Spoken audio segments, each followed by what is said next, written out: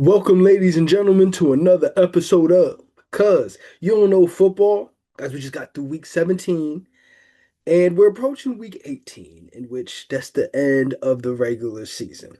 Now, I'm excited, especially for some of the week 18 games, but the season is going to come to an end pretty soon, and that always makes me sad, every year. So that's here nor there. But we did have some Christmas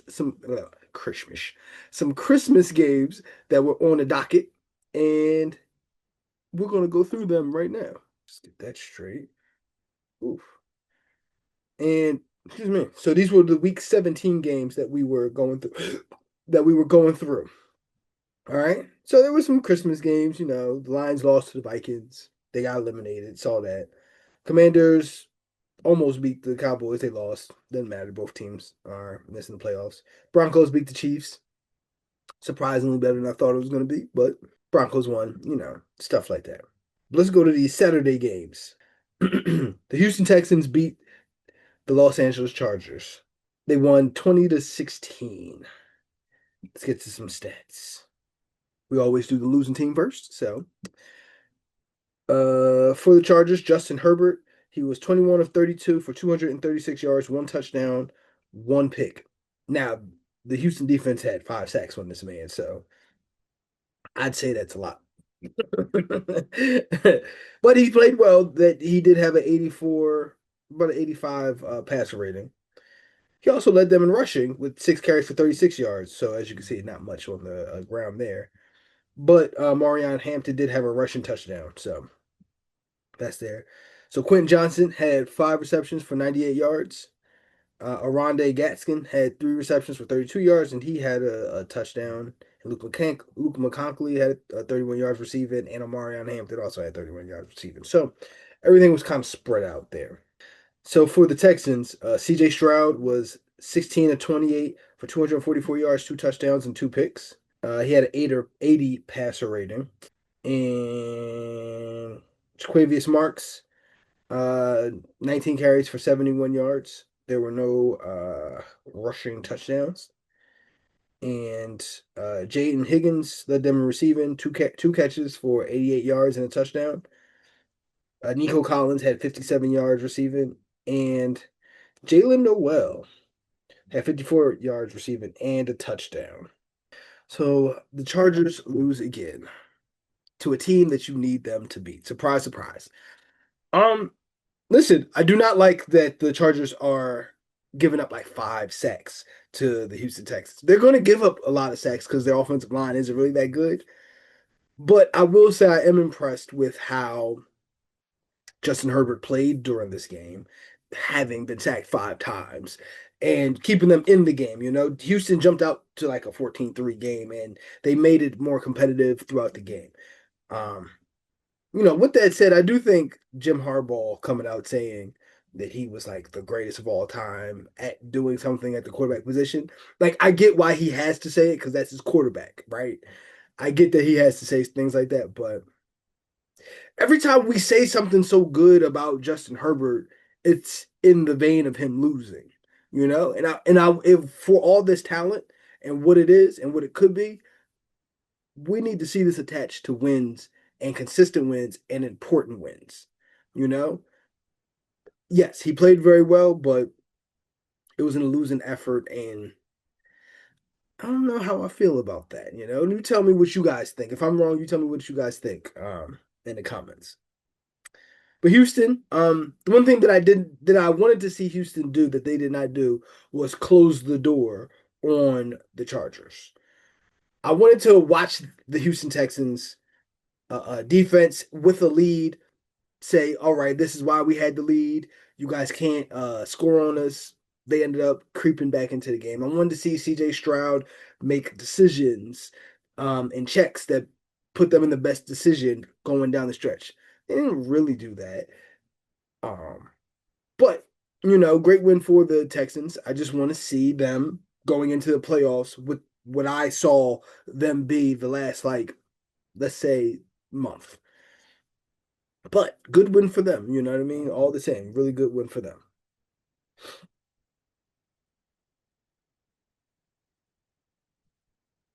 All All right, who we got next? Steelers versus Browns. Mm-mm-mm. Mm-mm-mm-mm.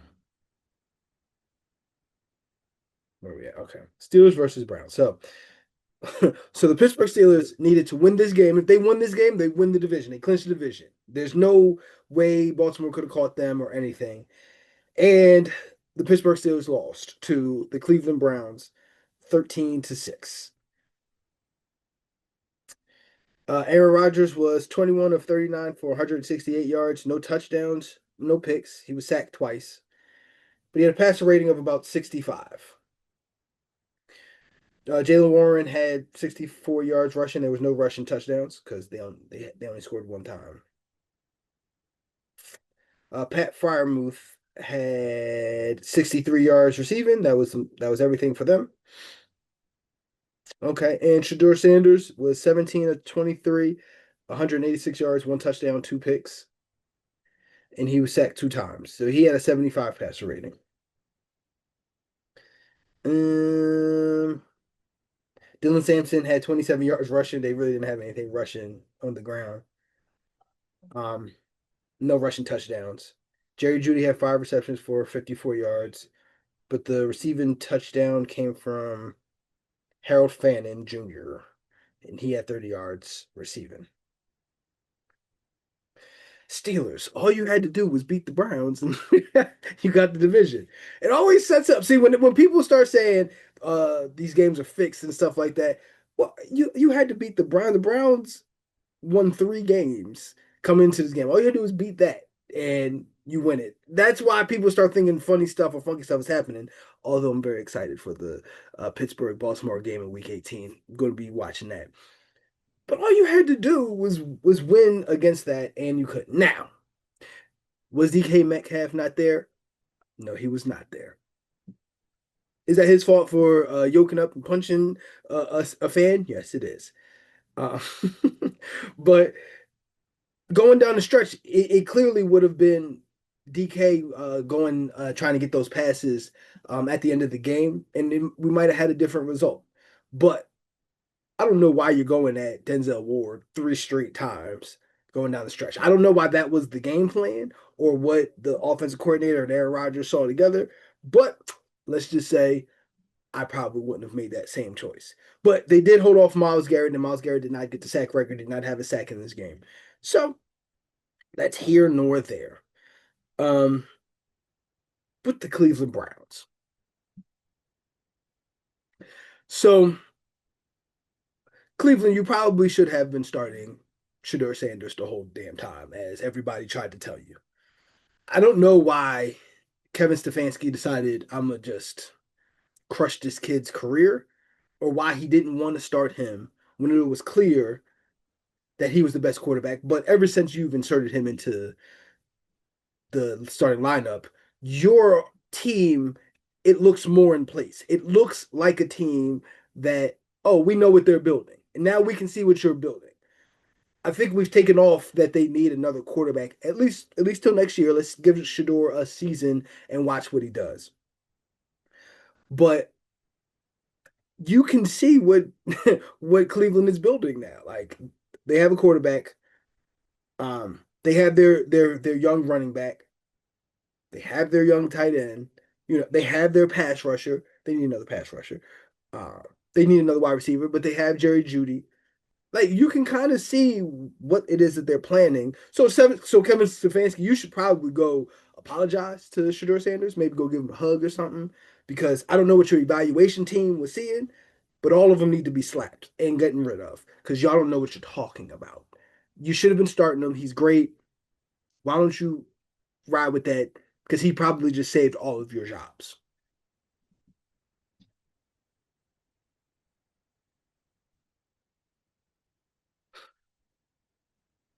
They just kind of annoy me when somebody has a talent and they just kind of act like he doesn't. Like that annoys me. Just give him the chance to do what he can do. All right. Ravens Packers. Okay. So The Ravens beat the Green Bay Packers 41-24 in a game that was closer than it actually looked. I'll say that. So in this game, both quarterbacks were out. Lamar Jackson didn't play. Jordan Love didn't play.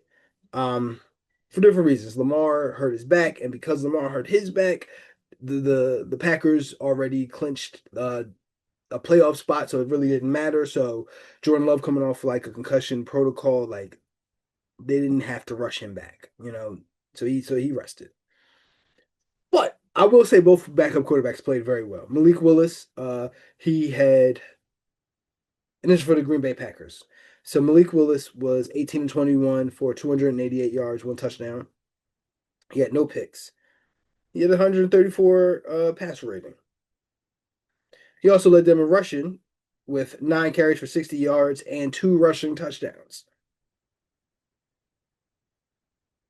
Christian Watson, he had 5 receptions for 113 yards and a touchdown.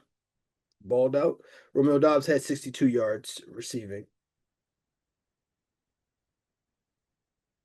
And Tyler Huntley, he was 16 to 20 for 107 yards, 1 touchdown, no picks. He got sacked once. He had 105 passer rating. Then the King, Derrick Henry, 36 carries for 100. I'm sorry. Derrick Henry had 36 carries for 216 yards and 4 touchdowns. That boy was balling. And then Tyler Huntley had 8 carries for 60 yards himself.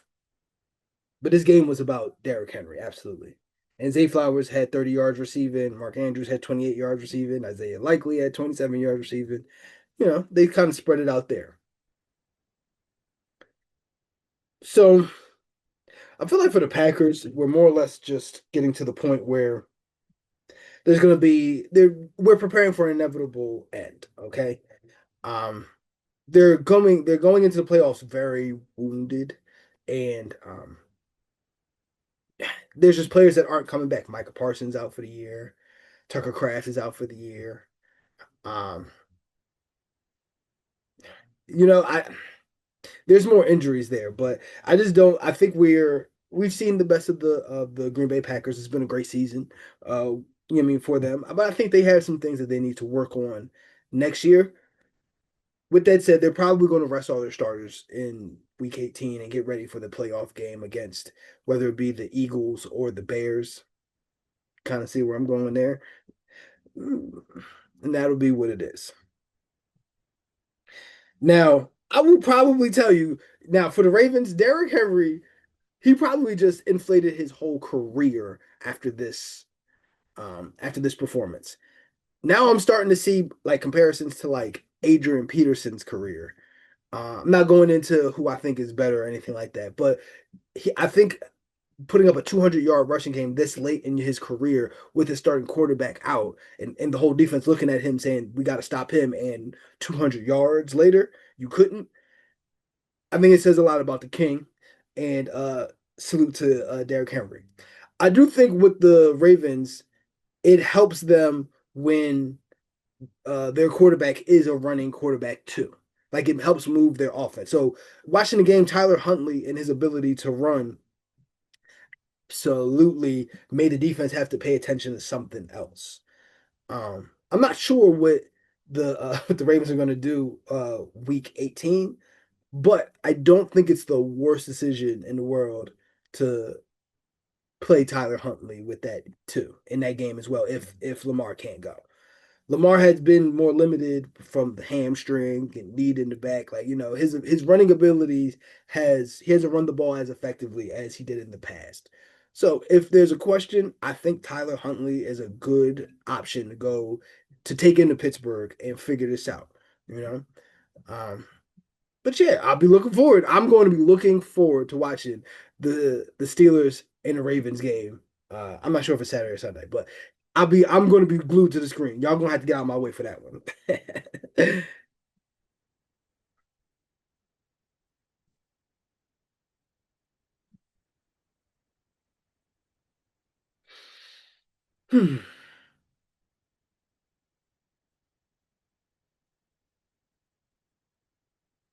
Okay. Next, we got the Eagles and the Bills.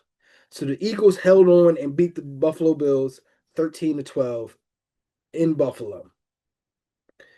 So Josh Allen was 23 of 35, 262 yards, no touchdowns, and no picks, and he was sacked 5 times. But he had an 88 passer rating. James Cook had 20 carries for 74 yards. Josh Allen did have 27 yards rushing, but he had 2 rushing touchdowns. Brandon Cooks had 4 receptions for 101 yards. And who's that? Terrell Shavers had 36 yards receiving. So other people stepped up. Jalen Hurts was 13 and 27, 110 yards, 1 touchdown, no picks. He got sacked 1 time. He had a 71 passer rating. Saquon Barkley had 19 carries for 68 yards. And A.J. Brown led him with 5 receptions for 68 yards. Devontae Smith had 25 yards receiving, and Dallas Goedert had 8 yards. He had 8 yards off 3 catches, and one of them was a touchdown. That's crazy. Okay. So let's talk about the 2 point conversion that happened. So at the end of the game, the Bills went for two, uh, instead of kicking the field goal. I mean, kicking the extra point and getting it to 13-13 and going into overtime. For me, I agree with the decision to go for two in that regard. And this is what I'm saying. For Buffalo, they were being outplayed the whole game. Like this came at the end of the game, their ability to score 2 touchdowns and get it into reach. That happened later on. Like the Eagles were dominating this game, and the Eagles defense was dominating this game. Okay, so you kind of got to go for the win at that point. Now I know it's going to be a lot of controversy, and people are going to say that was the wrong decision because of it. I would have did the exact same thing. They're playing better than us, and we're in striking range. Let's try to get out of here with a win.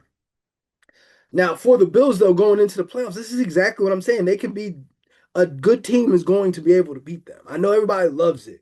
And once again, when Josh Allen is not Superman, look at him. You know what I mean? Like the team plays worse. And being able to figure out how to make Josh Allen not be Superman over the course of the playoffs, I think it's going to play itself out that way. Um, and that's how I feel about Buffalo. Now the Eagles. Now the Eagles did not shut this game down. They could have they went to the fourth quarter with about 4 minutes. It was 13, I think it was 13-0. But they were in control of this game. Buffalo came back at the end, which is why Buffalo decided to go for two at the end because they knew the Eagles were outplaying them. Um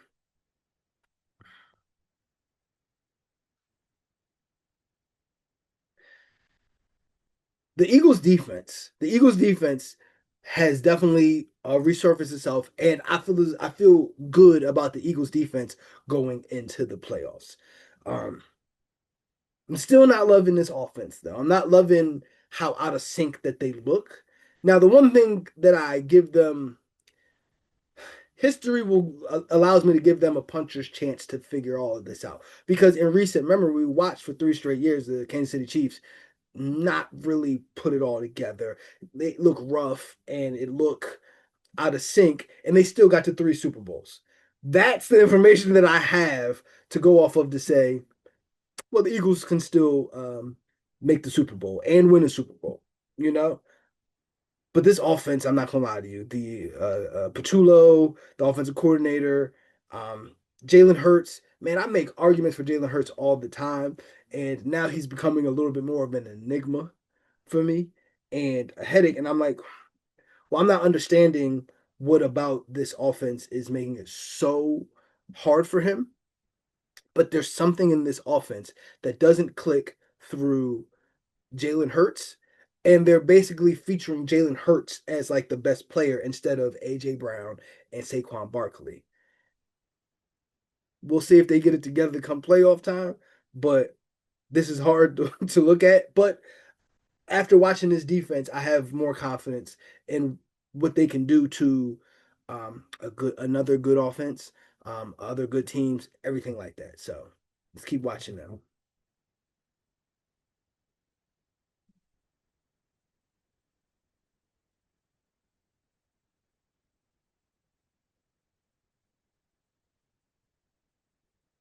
And that leads us to the 49ers and the Bears. The 49ers beat the Chicago Bears 42 to 38. So starting with the Bears, Caleb Williams was 25 of 42 for 330 yards, two touchdowns, no picks. He had a passer rating of 100. DeAndre Swift had 9 carries for 54 yards and two touchdowns. Luther Burton, the third, he showed up 8 receptions for 138 yards and a touchdown. Colston Loveland had 6 receptions for 94 yards and a touchdown. That looked good, man. It actually looked good. Brock Purdy, he was 24 of 33 for 303 yards, three touchdowns, and a pick. He got sacked one time, but he had 118 passer rating. Christian McCaffrey had 23 carries for 140 yards and a touchdown, and Brock Purdy had 2 rushing touchdowns. Shout out to Brock, man. Ricky Pearsall led them with 5 receptions for 85 yards. He didn't have the touchdown, but Jake Tonjes had a receiving touchdown, and so did Juwan Jennings. Hold on, let me wet the whistle before I go into that.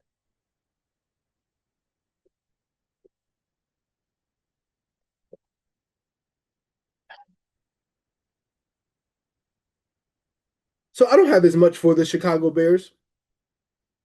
They're a young team figuring it out, going into the playoffs. Talented quarterback. We'll see how far they can get in the playoffs, but they're a young team, you know what I mean? And I think playing a team who has played together and played well together for a longer period of time showed up in this game. I know Bears fans probably don't want to hear me say that, but this is what it looks like when you're young and you playing somebody who knows what to do in this situation. That's you get these kind of situations and these kind of outcomes. So that's here nor there. But talking about things that talking about things that you thought weren't the truth, that are the truth. Or let me say it again. Talking about things that you thought were lies, or talking about things that you thought weren't the right thing. I don't even know what I'm trying to say. Talking about things that I got tongue tied, y'all. Talk about things that you believed were true that were not. There it is. Talking about things that you believed were true that are not. I thought injuries meant that you were going to suck. The 49ers just showed me different. You know, you see, I thought the loss of, I thought not having Brock Purdy for a month meant that they were going to suck. I'm sorry, I was wrong. I thought that Christian McCaffrey being out for a month meant that they were going to suck. I'm sorry, I was wrong. I thought that Brandon Ayuk. I thought that Brandon Ayuk being out, going on IR meant that they were going to suck. Sorry, I was wrong. I thought that um, I thought that Nick Bosa being out, your best pass rusher being out on IR, I thought that that meant that they were going to start to suck. Sorry, I was wrong.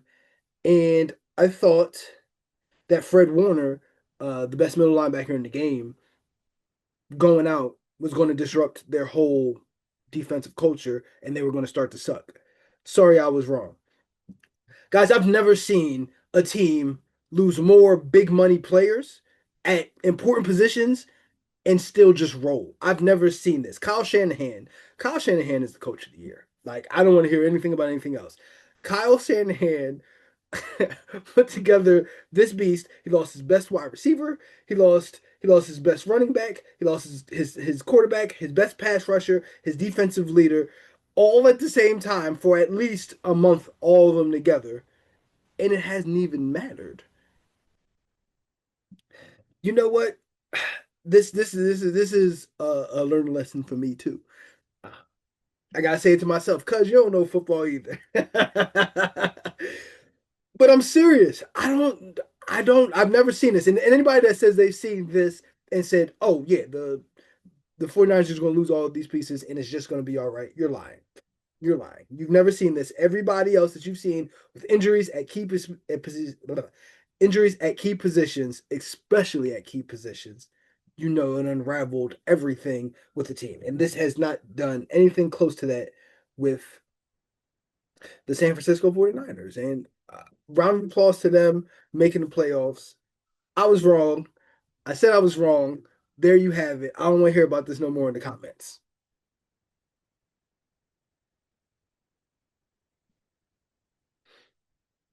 All right. Well, that was week 17.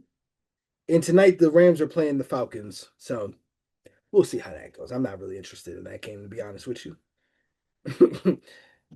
um, so yeah. So I want to talk about some teams now that we're getting to the playoffs.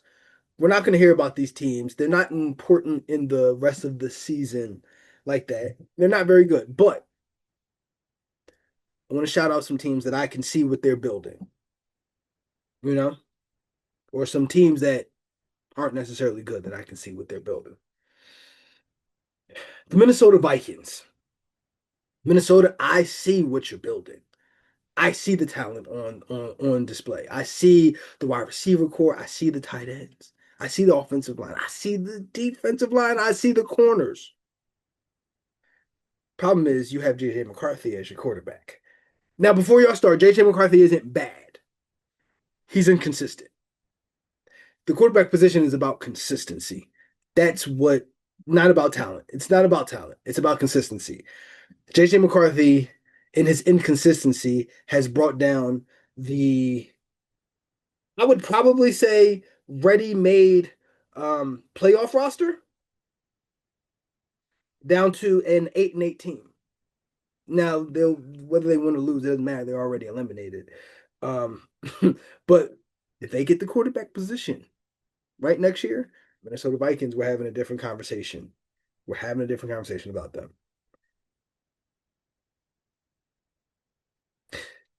Teams that I can see what they're building. The Dallas Cowboys. I know I've said a lot about the Dallas Cowboys this year, but it's because the Dallas Cowboys fans have said a lot about the Dallas Cowboys this year. But if we're going to be honest, they gave Dak the offense that he needs that's not prioritized around him being great. And I've always said when Dak Prescott doesn't have to be great, he usually plays better. You know, so even the running game was better than I thought it was going to be. But having George Pickens and CeeDee Lamb as his wide receivers, that offensive line responded. They became a scary team at the end of the year after making all these trades. The defense got better after making certain trades. Now, I'm still on the side of I probably wasn't going, or I probably wouldn't have traded Micah Parsons if you were going to bring in Quentin Williams as well. That probably wouldn't have mattered at this point because Micah Parsons is injured for the rest of the year either way. However, I'm very curious to see now that you have Quentin Williams, who you're going to pair with him and take it serious. Like take the offseason serious. Like get players there. Like you have the window open back up. I was ready to say the window for y'all had closed. The window opened back up. And I want to see what are y'all going to give to this defense because it is on the defensive side of the ball um, to fix what the problems are. And you probably need a different defensive coordinator with that too. Just saying. Okay. The Miami Dolphins. Talking about teams that I can see what they're building at least. Miami was terrible at the beginning of this year, you know? And I always tell people you don't build your roster from your wide receivers first. Okay? And that's exactly what they did. And I think they paid for it. And I think the losses on their team and what they had to give up really made them or forced them to play a game that's more transferable and they started racking up some wins. Mike McDaniels probably just saved his job, in my opinion. They were a contender for the playoffs longer than the Kansas City Chiefs were. You know, the Dolphins became respectable. Jalen Waddle showed you he's a number one wide receiver. And this is after Tyreek Hill even got hurt. That was the conversation in the offseason about Tyreek Hill and Jalen Waddle and who's going to be the like he just showed you. you got rid of or you came off of some contracts that you needed to come off of um, to open up cap space. I would still look at Tyreek Hill as another trade piece to continue that.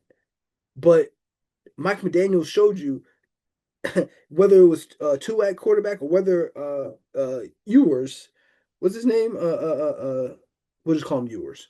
Uh, Ewers, the rookie, he's been able to do it with both. It wasn't the quarterback, so you really don't even need Tua as your quarterback either. And that's what Mike McDaniels just showed. And I'm saying when you show that I can get the big money pieces out of here and still get better, you're showing me a platform that you can build off of. Mike McDaniels, I want to see him next year again. And I want to see the Dolphins what they do this offseason to improve upon a season that's surprisingly good. You know, I'm shocked that I'm saying this, to be honest with you, but it's true. I'm going to take another sip before I go into stuff.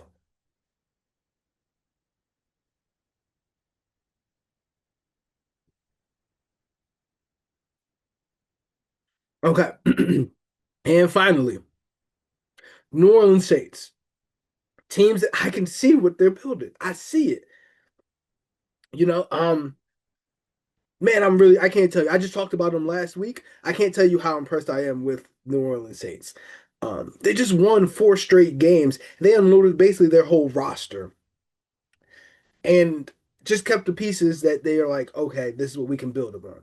So the problems for the Saints coming into the season, the salary cap was the problem. We knew that they had to build up. It was, I can't fix it now, and I probably can't fix it next year. And they figured out how to at least get some money up off their salary cap for next year. I can't wait to see what they're gonna do. What they're gonna do in the off season. I can't wait to see I can't wait to see what they're going to add or what additions they're going to add, but I think it should be through the draft because they clearly have a lot of young talent. And have y'all seen Tyler Shaw lately? That boy is balling. Like, I'm not even sure that they need a quarterback next year. And I thought for certain they needed a quarterback. I'm not sure that they need a quarterback. And this upcoming draft is a draft where I feel confident that if you don't need a quarterback, it's a better situation for because people overspend for a quarterback. So if you don't need the quarterback and you have somebody that you can bring back, I think that's what you roll with. And I think Tyler Shaw has shown enough to where they don't need to invest very highly into a quarterback for next year. And I really want to see it. So shout out to the Saints again for how they closed out the season, and shout out to Kellen Moore for taking a bad situation and showing, hey, listen, I understand it's a bad situation, but give me a year or two, and I think I can fix this.